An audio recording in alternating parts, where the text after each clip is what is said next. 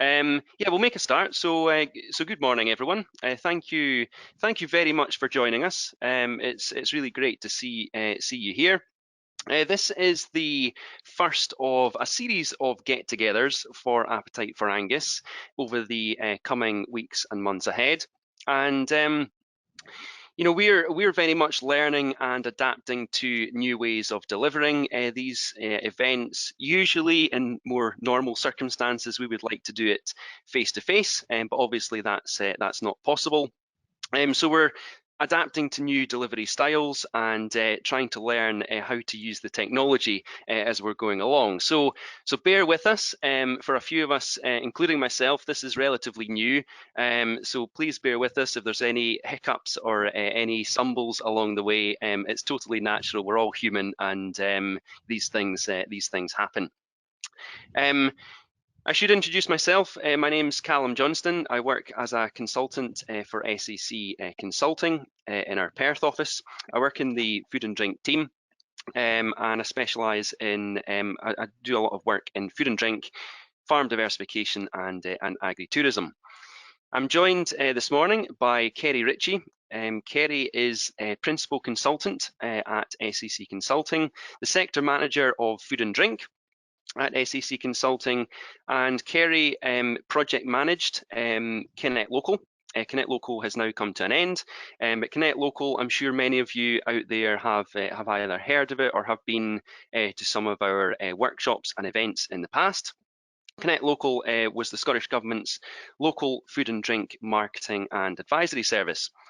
Kerry's currently the chair of the Regional Food Fund, which is ongoing, and is also actively supporting a number of regional food groups across Scotland. Our guest speaker this morning is Sasha Grierson. We're delighted to have Sasha with us today. Sasha comes with two hats on.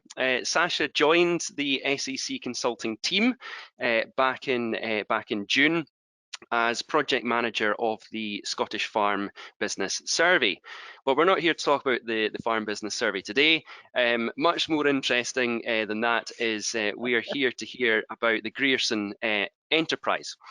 Sasha is a director of Grierson Organics. It's a mixed organic farm west of Perth with an on-farm butchery, and they produce home-reared Aberdeen Angus beef, lamb, rare breed pork, chickens, and eggs.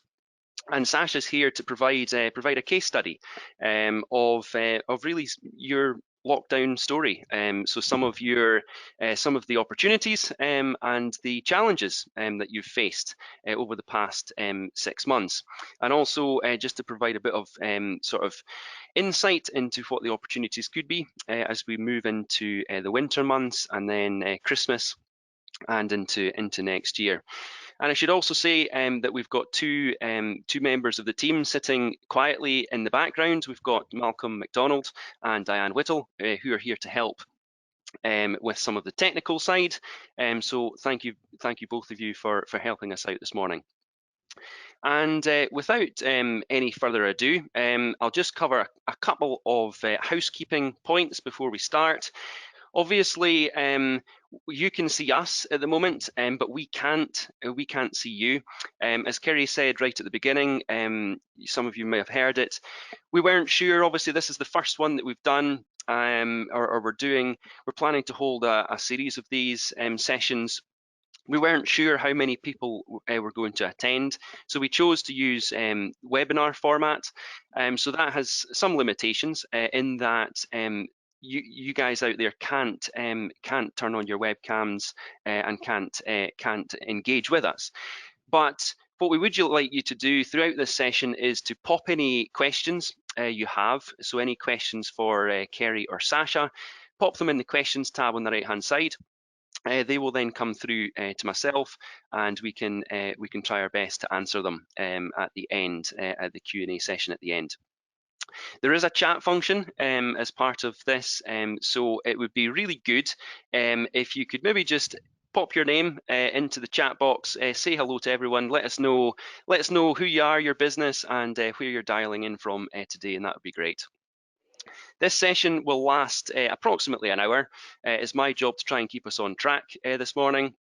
And the slides and recording of the slides will be made available next week on the Appetite for Angus website. And I think that's enough from me. Without any further ado, I'm going to turn my camera off, turn myself off, and hand over to our first speaker, which is Kerry. Over to you. Thank you, Callum, and lovely to see to see everybody joining today. I'm going to also turn my camera off so we can get the slides a bigger proportion of the screen, and I look forward to answering questions at the end of this, but I do hope you enjoy the slides that we've got for you today. So this, as Callum has said, is the first of 6 Appetite for Angus get-togethers. The objective here is to get businesses in Angus working together, networking with others, but also to look at how we can grow sales in a post-lockdown world. We want to explore some of the trends and opportunities today. And I've put there the Appetite for Angus website address. I'm sure most of you, if not all of you, already have that. But do make sure you go and visit the website. And that is a growing website built by enthusiasm for food and drink in Angus. And that's what it's really all about today. So if on our next slide, we're going to be looking at what we'll be discussing. And we'll be discussing trends and opportunities in both markets and in marketing. So what's been happening over the last wee while and how that's influenced markets and marketing. And we're going to start to think about how we can keep customers and target new customers. And the essential thing today is that we're going to be sowing some seeds, hopefully developing some ideas and helping you to sort of think about things that you might not otherwise have thought about. So as I said, we've got a short presentation from myself, probably 15 to 20 minutes. I'll try not to talk too long. We're then going to hear from Sasha about Hugh Grierson Organic. I've got a few slides in my presentation at the end from Fiona from Scotland Food and Drink, who would love to have been with us today, but unfortunately couldn't join us, but will join us for the next 2 events. And then we're going to have some open discussion, that's online discussion. So please do get ready with some questions. If we can't answer your question today, we'll definitely come back to you. But please do let us make this as interactive as possible. And we really want you to sort of think about what the things we're going to talk about, what they mean for you and your business. So looking at the next slide, let's start looking at the markets. So in terms of markets, during lockdown, local food and drink, convenience outlets, and online were the real winners here. And people started to realize the value of local food and drink. Now, we know some of them have started to move back, but the challenge here is to keep as big a proportion of those new customers that you had during lockdown as customers going forward. So to keep that customer loyalty. To do that, we have to remain relevant to customer needs. So, and that means embracing trends. So what I want to look at is 4 specific markets today: staycations, at-home occasions, online, and food gifts.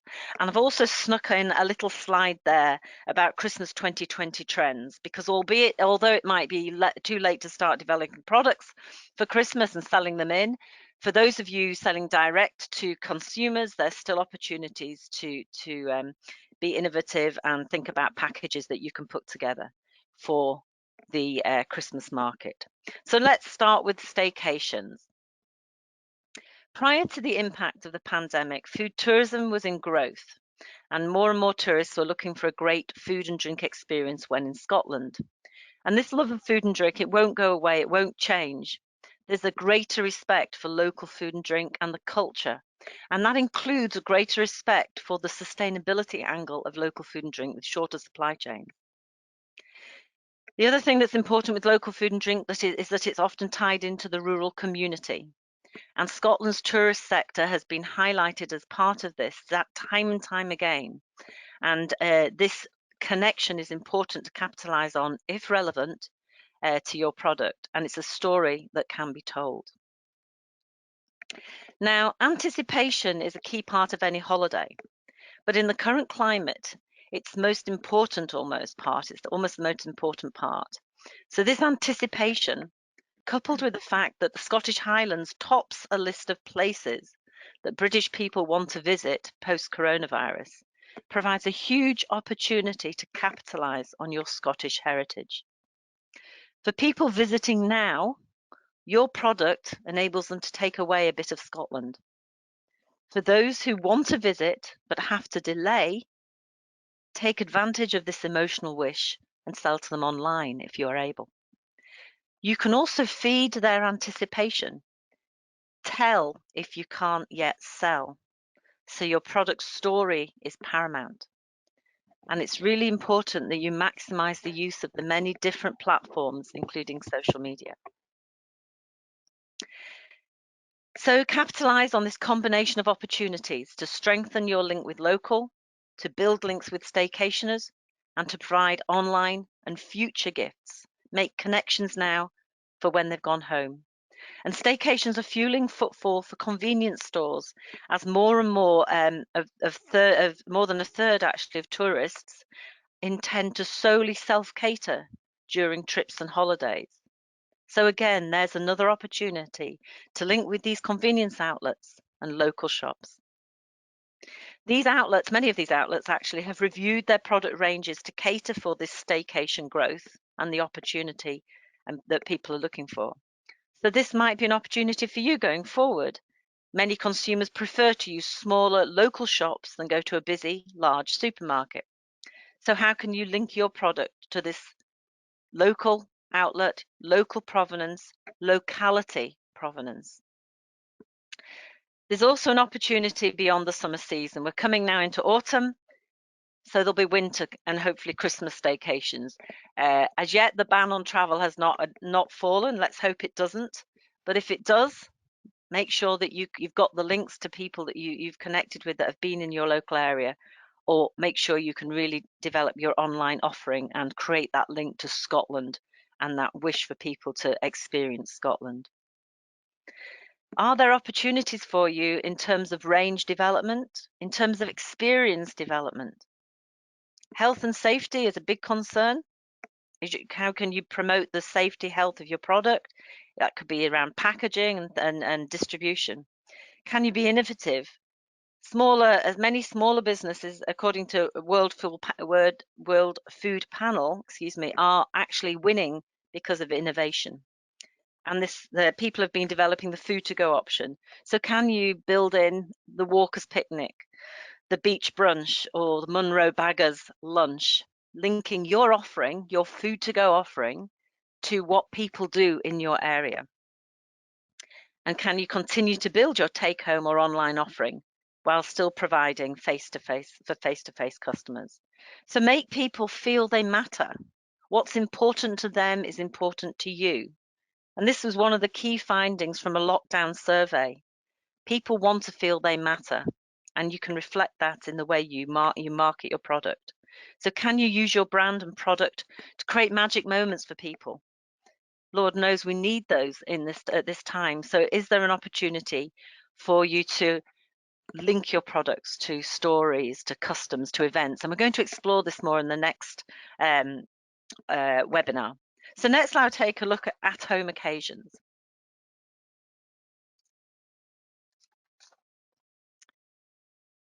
At-home occasions are on the rise, surprisingly. But people are making an occasion of things at home. And consumers are also used to buying online. Therefore, could you consider what you can offer to take advantage of this opportunity? And think about at-home occasions a little bit more laterally. What can you do to cater for the autumn barbecue?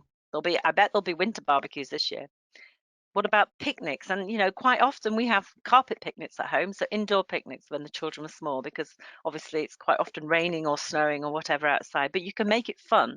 And can you offer something even for an adult indoor picnic?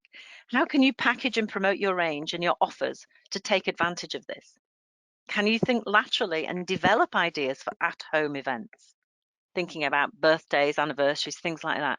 Can we make them extra special? Is there something you can offer as a package and part of your products? Can your product be linked to a local tradition, a local heritage, a local celebration? And if so, can an event be created at home? In Stonehaven, my husband has been a fireball swinger for many, many years.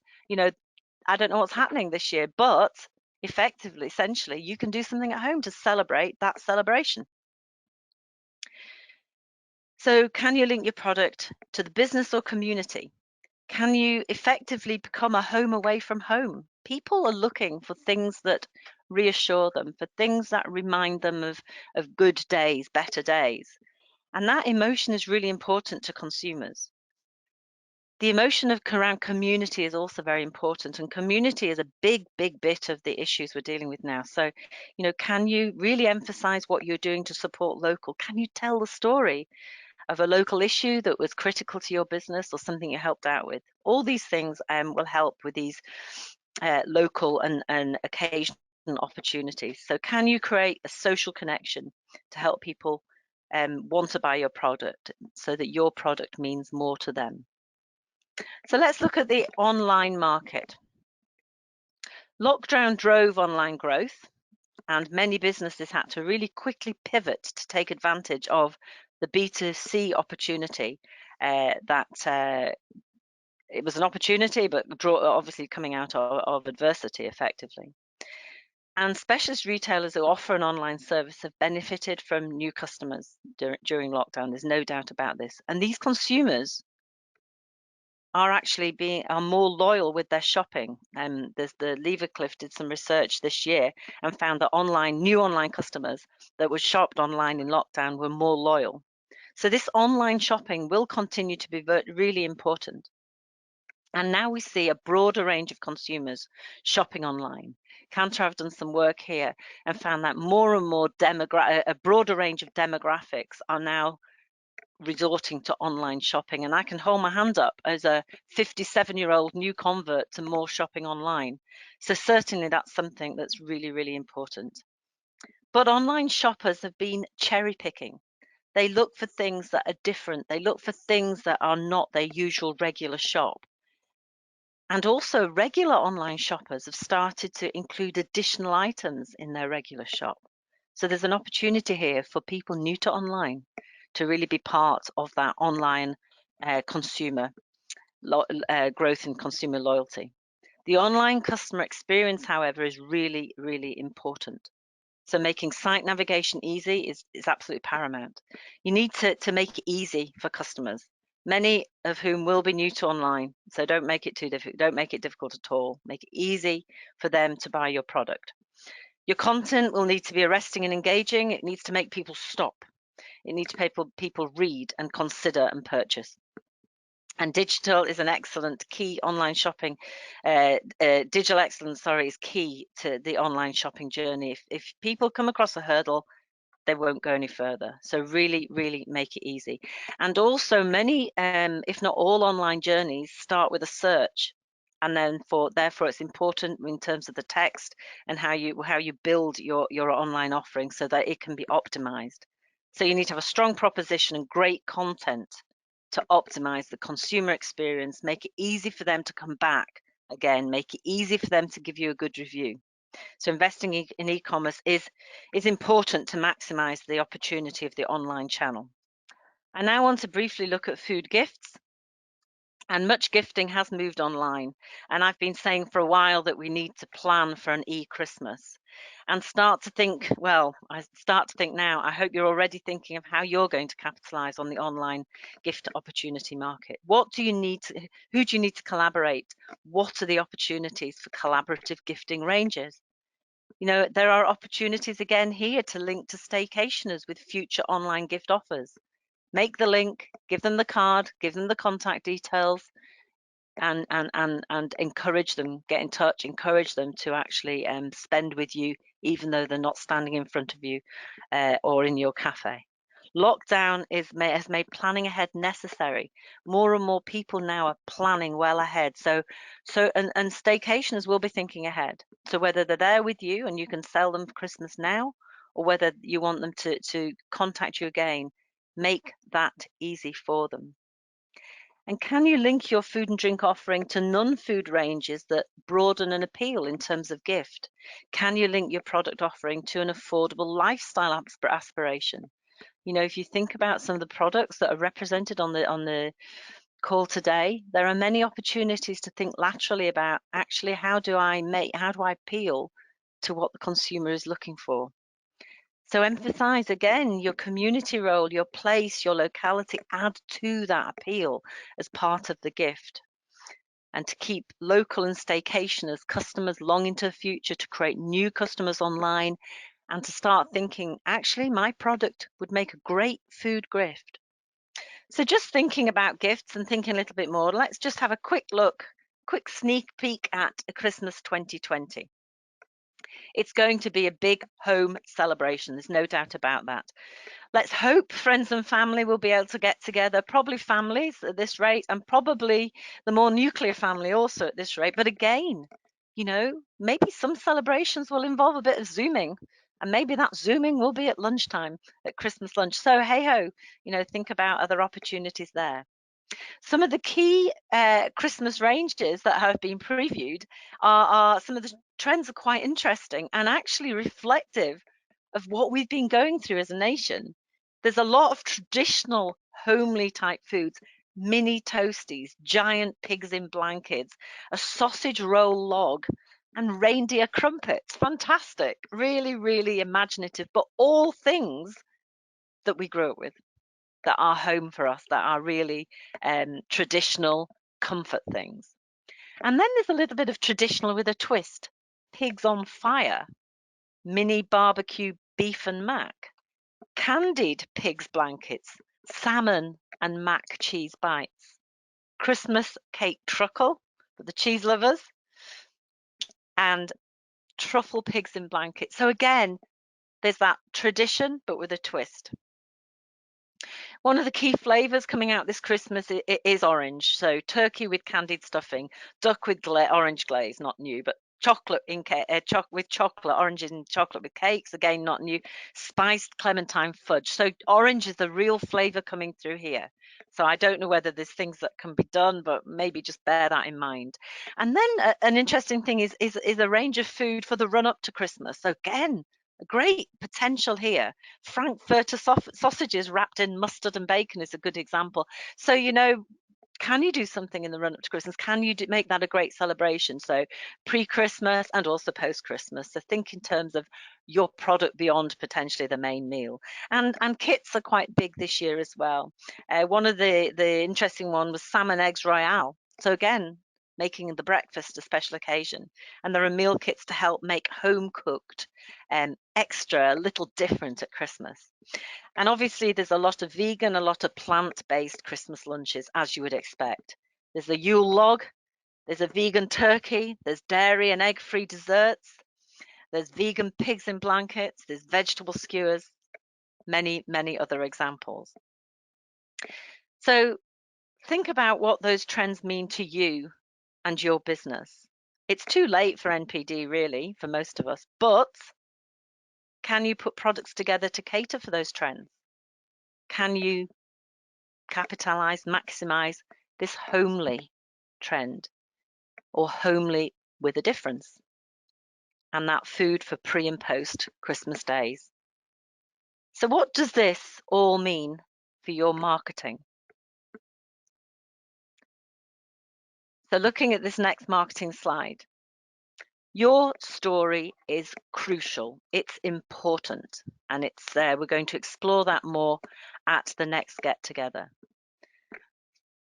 But I want you to think in terms of community. Now, I've said community 3 times now, and that's no mistake. That's on purpose, because the local, the community, and the locality piece are real things that local food and drink businesses can capitalize on and build in to your story. Can you link your business and your products to local traditions? Can you communicate more effectively? Getting that right is critical. Think about what's important to the consumer and customer if you're selling B2B. What do they need? What are their concerns? How can you reassure them? How can you make sure that they put your product over and above another product? Can you keep customers and keep custom by using vouchers, loyalty tools, free offers, surprise and delight, giving people a reason to return? Now, many people already do this. Can you think of other things you can do? Can you think of a twist? Can you think of an extra offer, or something, you know, in traditional negotiation, something that doesn't cost you a lot, but can reap the rewards? but obviously they are thinking of that in terms of the consumer and what their needs are. So key to understanding all this is understanding why people buy from you and why people buy your product. And again, we'll be touching on that. Think about the customer service that surrounds your product. You know, deliveries, business to B2C offers. How can you add value that exceeds the cost, but it really adds value to the customer. So Sasha's going to give you some examples of what she did when they pivoted their business on the distribution side. So what about your customers? Retaining customers, I've said, is already important. Retaining those new customers that came to you in lockdown and making them loyal customers is critical in this current environment. Therefore, take every opportunity to listen to them, to understand what drives their buying behavior, and you'll start to identify future opportunities, and you'll start to be able to explore ideas with them. Always research an idea. Remember the ugly baby motto. Don't just rely on friends and family, because nobody will tell you you've got an ugly baby. That's really important. Can you use social media? If any of you are going to farmers markets that are still running, can you use that consumer interaction and talk to your customers as well? If you're selling into a restaurant, if you're selling into a farm shop, if you're selling into other retailers or other food service outlets, what feedback can you get?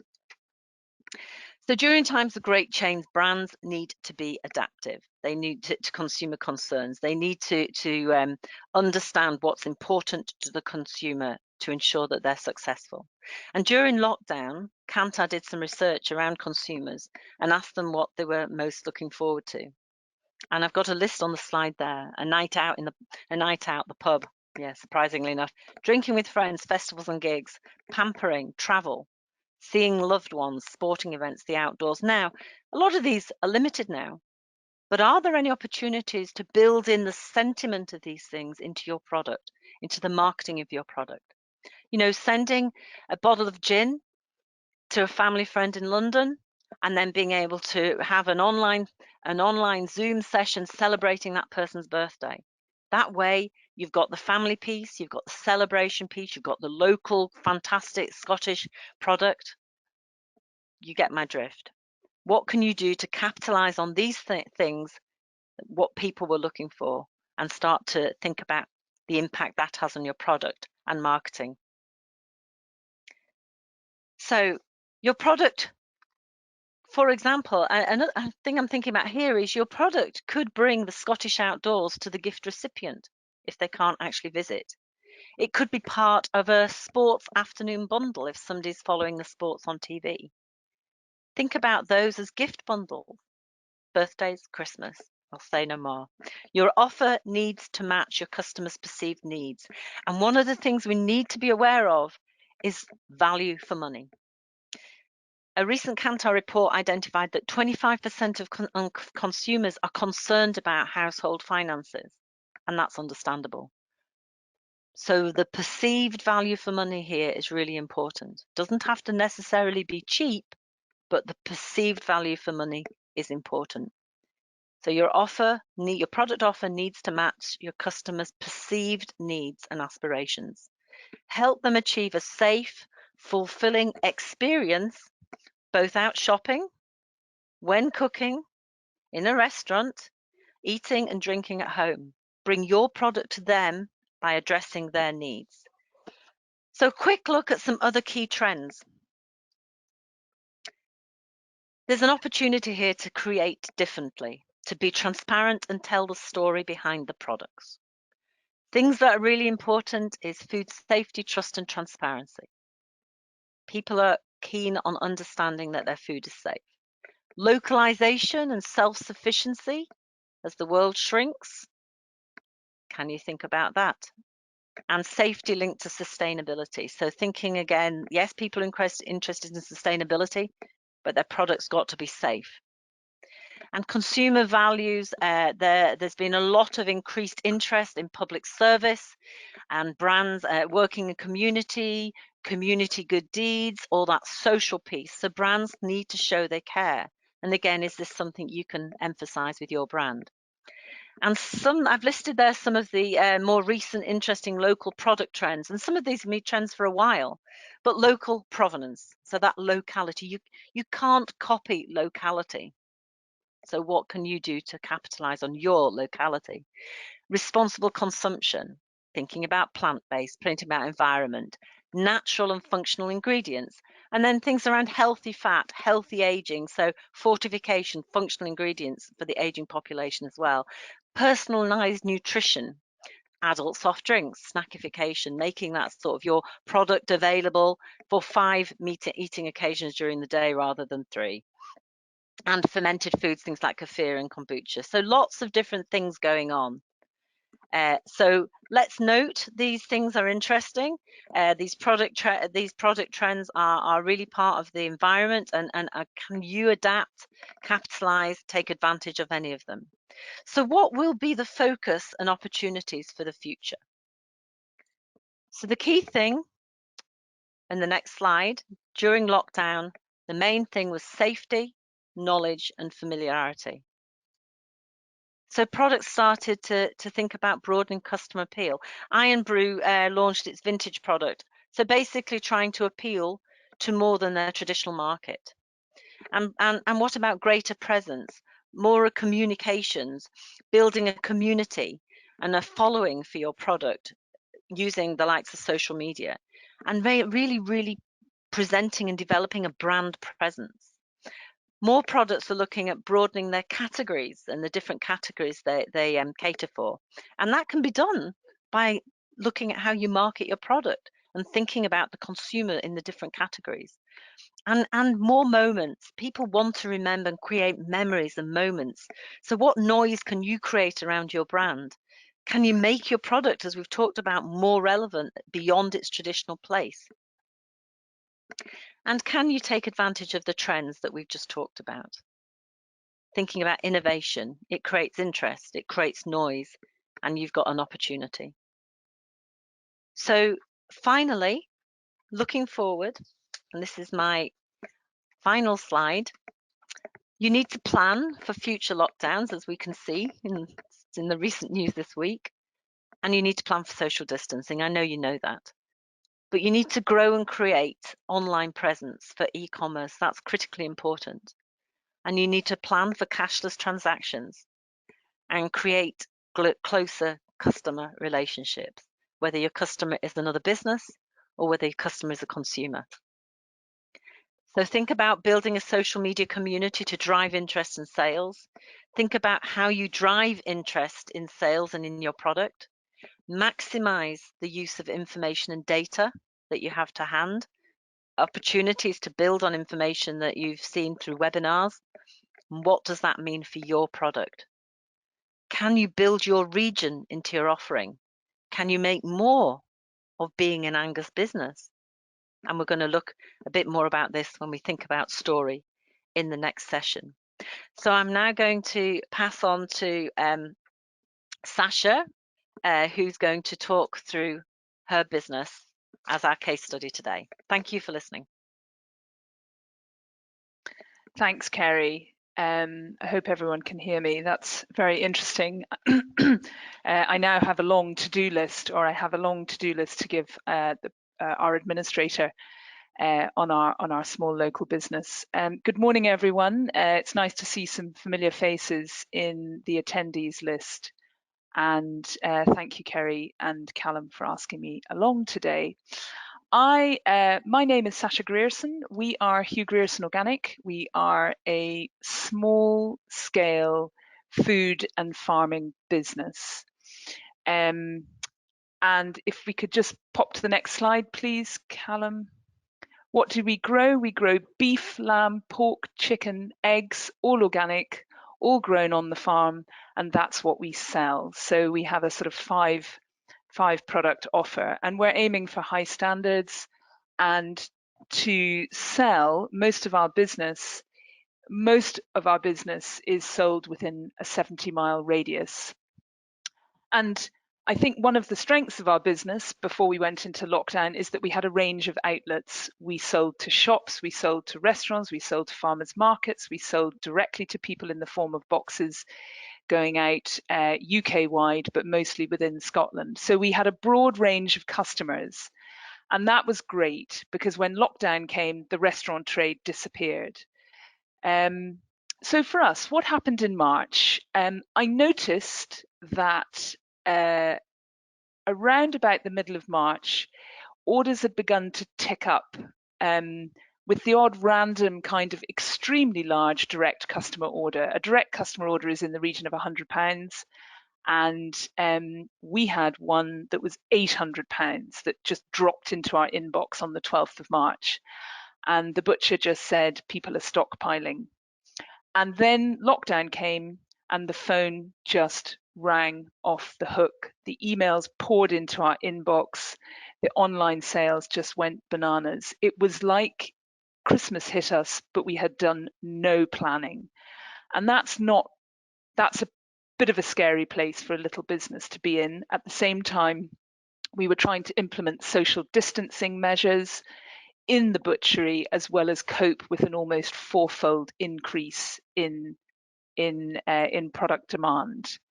So on the carcass side, we had the extra cattle, the extra sheep, but we were limited on numbers of poultry and limited on numbers of pigs to come in. And so, but one of the key problems that we hit was that, and what I'm going to focus on just now, is the dispatch. If we'd seen a fourfold increase in business, then so had the courier company, who we relied quite heavily on to get our boxes to people. And despite the fact that a business just goes, yes, no problem, in reality, how were they ever going to deliver 4 times the amount of product in one, with a week's notice or 2 weeks' notice? That just wasn't a good solution. So we also had the impact that our regular farmers market outlet, which accounted for about sort of anywhere between 10, 15, 20% of sales in any one week, was cancelled. So we did a few different things and we did them really fast. And that's the beauty of being a small business, is that you can actually mobilize yourself. You can sit down, hit the phone, and actually change what you're doing really quickly. So the first thing that we did is we got in touch with one of our key customers, who is a chain of 7 convenience stores in Edinburgh. And the farmers market got cancelled and I picked up the phone to him, luckily got him on the phone and said, Franco, can you help us out? Our market's cancelled, our customers want product, and can we get them to pick up orders at your shop? At your shops. And he just went, yep, fine, no problem. If you do all the organizing, you can send us, we will serve your customers. He said, and that's great for us. Of course it's great for him. He gets extra business. We get to serve our customers and we get an instant solution for our customers. So we missed one farmer's market, and the next week we were able to email them all and say, and get in touch with them on social media and say, we've pivoted our business, go to these stores. And so that was one thing that we did that was great. We'd also been working with, over the years, we've worked with a range of delivery solutions, one of which is is self-employed van drivers locally. We've got 2 or 3 really great, reliable guys. And what had happened for them is that their business had disappeared. So again, we picked up the phone, hey guys, can you help us out here? And they're like, yeah, sure. And customers love this because they were able to get a personal service. And one of the things that was difficult to deal with during lockdown was the extreme levels of anxiety from people on the phone.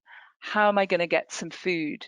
A lot of people were more elderly. It was their first time trying to use an online experience, and they'd been told to stay at home, and there was a 3-week wait for the Tesco.com delivery. And they were understandably concerned about how they were going to get their food. So Paul, dropping them a text and saying, I'm going to be with you tomorrow with your order between 1 and 3. Where can I leave it? I promise I'll wipe down the box before I drop it off for you. This provided customers with a really strong level of reassurance and a really personal service. The guys that we used, they were happy because they got to carry on doing business. We were happy, we got our product delivered guaranteed, which is absolutely critical. And our customers, most importantly, were happy because we'd taken a problem away from them. We'd taken the anxiety of not being able to get any food, any nice food delivered to them. So those were the two key things that we did. But if I can just go on to the next slide, please, Callum. The last thing we did is we discovered that we have a little farm egg honesty shop on the farm where we put eggs out and people come in and they put the exact money in a little safe that's bolted to the table. It's a very agricultural solution to shopping. But we discovered that our little egg pod was the ultimate in remote and contactless shopping. Because what we were able to do is say to customers, if you can get to our farm, and bearing in mind the restrictions were you could travel more than 5 miles if you were going for essential journeys like food. If you can come to our farm, we will leave your order out in a cool box in our little egg shop.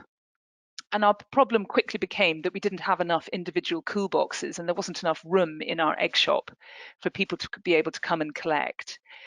And we had a board outside with kind of, these are the honesty pod rules, social distancing, stay apart, a line on the ground outside, one person at a time. So people could turn up any time of the day because we're open. The egg shop is open 7 days a week because we have to have 7-day-a-week cover on the farm, and we close it at about 8-9 o'clock at night.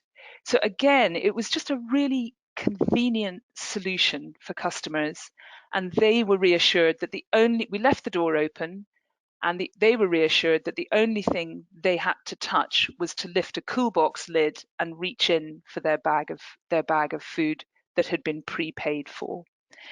So these three methods of customer delivery absolutely transformed how we actually got the product to people. And during lockdown, that was the problem. So what's happened since lockdown? Post-lockdown, people really, a core group of farmers market shoppers have now pivoted to always going to the shop, the wholesale outlet that we set up. And that's great. We don't mind where people buy our products so long as they buy it. So that's, again, it's a resilient piece of business for our wholesale customer, so they're happy, and it's also more convenient for the customer. And if they miss that opportunity, they can always pop to the farmers market. So we have retained those people. We're now in the phase of planning for Christmas. And so some of these lessons we will keep for Christmas, and we're in conversation with that wholesale customer about how we can optimize Christmas sales in that way. So I think that's probably about as much as I have to say. For the future, one of the key things we have to do is we have to launch an automated contactless payment point in our Honesty Egg shop. Currently, people can jot down their card details and pop them in the safe. And that's proven very popular. But I have seen a sort of contactless set price swipe point, which I think that will be a significant innovation. And then the other thing to consider is on-farm vending, which is the obvious next step. But that does require investment. So I think that's all I've got to say just now. If anyone has any questions, please do ask about any aspect of what we do. Thank you. Thank you, Sasha. That was fascinating. And I love the summary of those two key changes and opportunities for trading in a different way that you took advantage of. So thank you for that. I've got a couple of slides here from Fiona Richmond at Scotland Food and Drink. And as I said earlier on, she was unable to join us today, but she was sorry for that. She really wants me to highlight here the support for local food and drink that Scotland Food and Drink have just announced through the regional food groups. And the key message here is to understand that there is the new support scheme The objective of this is to develop Scotland's regional food groups and to recognise the role of these groups in local economies, communities, and for business growth. And obviously, therefore, supporting part of the national strategy around maximising the UK markets that we have on our doorstep across Scotland and then into the rest of the UK. The support is funding coordinators in each of the groups, and that's enabling delivery at a local level. And there will be regional and national, I guess, projects and priorities around key themes. So such as increasing local sourcing and the supply of regional produce. And I guess in a way, this webinar series is one of the regional priorities, because this webinar series and the subjects we've chosen to talk about were identified when we met as a huge group of people on a very cold, windy, dark, rainy 13th of January early this year. Little did we know what we were going to be faced with in 2020, but that meeting was the foundation of Appetite for Angus, the foundation of this regional group, and we've used the feedback from that group to actually shape these webinars that we're offering for you. So looking at Fiona's next slide, she has there given you a list of the regional food groups that have had funding. The top one there, Appetite for Angus, so fantastic news. And really, Fiona wants people to make the most of the regional food groups, and I think it's a plea. I think I'm preaching to the converted here, and I really don't mean to preach at all, but I think there's a huge opportunity here to make the most of your regional food group. So Appetite for Angus is there. There's a lot of really enthusiastic people, some of whom are on the call today. So make the most of Appetite for Angus, be part of it, be part of the collaboration, maximise and learn and benefit from working together, and being part of a regional food group benefits all. There's that peer-to-peer support bit. We're going to be doing more on the website in terms of blogs and information, and the information from this webinar will also be hosted on that website. Under normal circumstances, I would say to Daniel, who's on the call, do you want to say anything here? But I'm sure, please do put it in the chat line if you have got anything. And Daniel Muir is the one of the the coordinator at the moment. One of the coordinators. We are recruiting another one to support Daniel.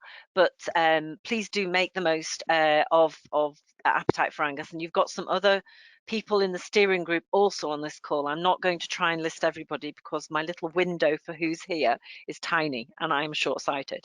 So please do, I guess the call for from Scotland Food and Drink is that please do maximise your participation in your local regional food group. And that is the slides today. I've got a slide now which is really about the next event, the story, when we're going to look at this at the next event, which will be advertised on the Appetite for Angus website shortly, and Diane, who's in the team, will be sending out links and emails, and we'll use a similar format to this.